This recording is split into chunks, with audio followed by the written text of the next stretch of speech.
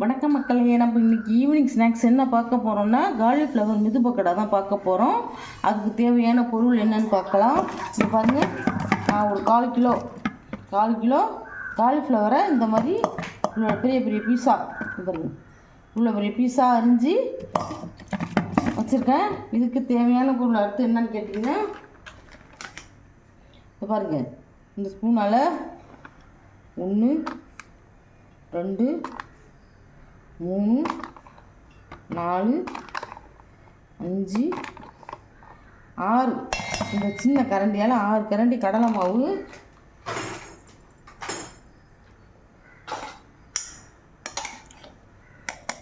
இங்கே அரிசி மாவு 1 2 கரண்டி அரிசி மாவு,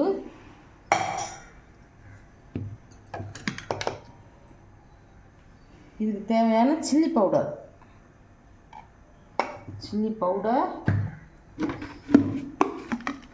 கொஞ்சம் கருவேப்பிலை, 1 ஸ்பூன் சோம்பு, 1 ஸ்பூன் சீரகம், 1 ஸ்பூன் பெருங்காயம், இதுக்கு தேவையான அளவு உப்பு.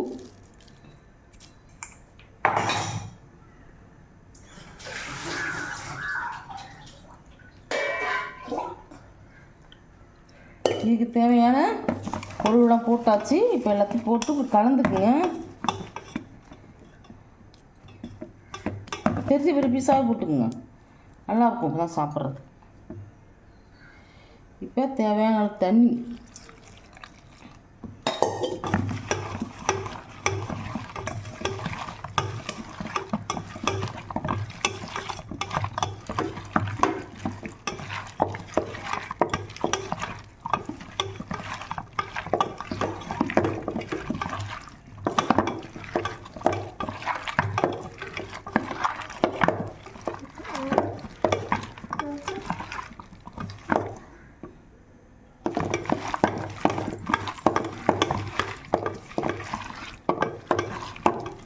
தண்ணியை ரொம்ப ஊற்றிடாதீங்க, தெளித்து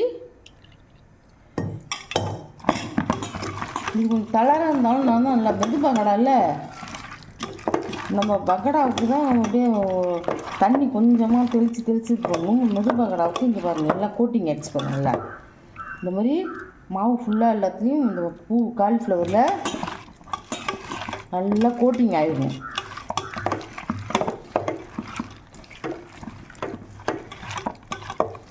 அப்படி இன்னும் மாவு உங்களுக்கு இன்னும் கொஞ்சம் வேணும், சரியாக கோட்டிங் அவ்வளோன்னா இன்னும் கொஞ்சம் போட்டுக்கலாம். கடலை மாவு இன்னும் கொஞ்சம் போட்டுக்குங்க. இப்படி இழுத்துருச்சு பாருங்கள்ல, இவ்வளோ நான் போட்டது கரெக்டாக இருக்குது.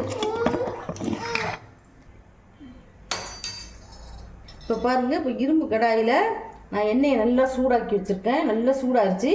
இப்போ கொஞ்சம் அடுப்பை கொஞ்சம் பாதி அடுப்பை குறைச்சி வச்சுக்கோங்க, இல்லைன்னா போட்ட உடனே கருவி போயிடும்.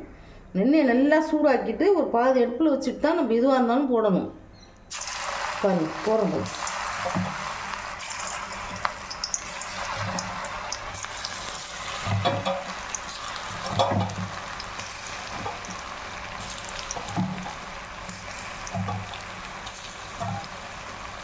இன்னொரு ஒன்று ஒட்டாது.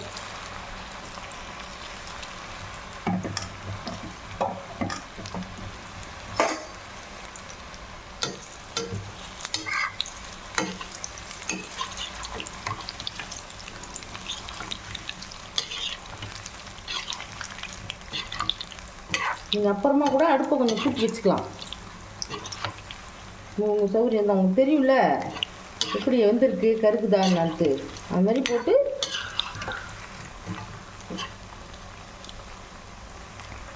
இப்படி ஒன்றோட ஒன்று விட்டாமல் எப்படி வந்து போகுது. மிது பக்கோடா சூப்பராக இருக்கும். நம்ம முறுமுறுன்னு வேணும்னா நம்ம தண்ணியை கம்மியாக ஊற்றி தெளித்து பெசரணும்னாக்கா முறுமுறுன்னு வரும். இது வந்து மெது பக்கோடா, மெதுவாக இருக்கும் சாப்பிட்றதுக்கு. வந்து நம்ம உளுந்த வடையெல்லாம் சாப்பிட்றோம்ல அந்த மாதிரி இருக்கும். இப்போ ஃபுல் ஃப்ளேம் வச்சுக்கோங்க.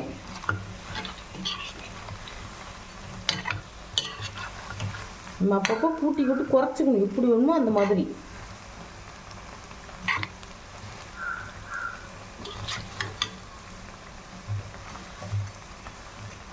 சூப்பராக இருக்கும். இது மயோனைஸ் சாப்பிட்லாம். Tomato sauce, chilli sauce, chutney, தேங்காய் சட்னி வச்சு சாப்பிட்டா கூட அருமையாக இருக்கும். வெங்காய சட்னி நல்லா இருக்காது. குட்டீஸ் எல்லாம் வந்து சாஸ் வச்சு சாப்பிடுவாங்க. இப்போல்லாம் வந்து சாஸ் நிறைய கிடைக்குது இல்லை.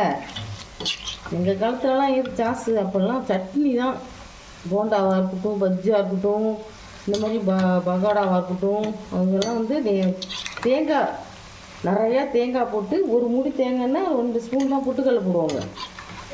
போட்டு பச்சை மிளகாய் போட்டு உப்பு போட்டு அப்படியே அரைச்சி பச்சையாகவே எல்லாத்தையும் அப்படியே தாளித்து தொட்டுக்கிறது அருமையாக இருக்கும். இப்போ யாரும் அதெல்லாம் பண்ணுறதில்ல. இப்போ எல்லாம் சாஸ் வச்சு சாப்பிட்றாங்க. குட்டீஸ் எல்லாம் உடனே என்ன பண்ணிக்கிறாங்க, ஃப்ரிட்ஜை திறந்து போய் சாஸை தான் எடுத்தாந்து வச்சுக்கிறாங்க. Chilli sauce, tomato sauce, mayonnaise எல்லாத்தையும் வச்சு தான் சாப்பிட்றாங்க. அதுவும் நல்லா தான் இருக்கும். இவங்க எப்படி அழகாக வந்துருச்சு பாருங்க.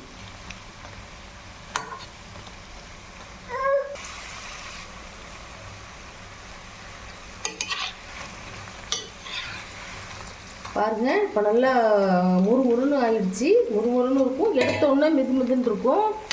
இது நம்ம எப்படி வெந்துருச்சுன்னு தெரிஞ்சுக்கலாம்னா, இந்த எண்ணெயில் போட்டு எண்ணெய் நுரைச்சி அப்படியே நுரை அடங்கிடும். நுரை எப்படி அடங்கிடுச்சு பாருங்கள். இந்த ஸ்டேஜில் எடுத்துடணும். ரொம்ப இதாக போட்டிங்கன்னா காலிஃப்ளவர் ரொம்ப நசுக்குன்னு ஆகிடும். அப்புறம் அந்த பதத்தோடு எடுத்தால் தான் சாப்பிட்றதுக்கு அருமையாக இருக்கும்.